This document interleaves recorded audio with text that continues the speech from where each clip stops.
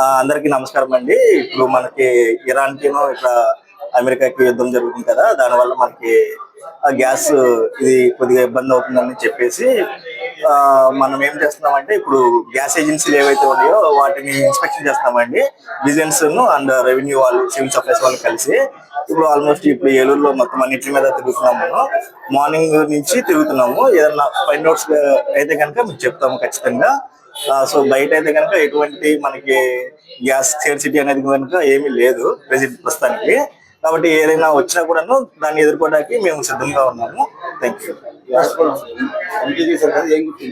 Present తనిఖీలు జరుగుతున్నాయండి. Overall రిపోర్ట్లు మనం ఈవినింగ్ కి చెప్తామండి. వాటి మీద కూడా మేము విజిలెన్స్ కంప్లీట్ చేసుకున్నామండి.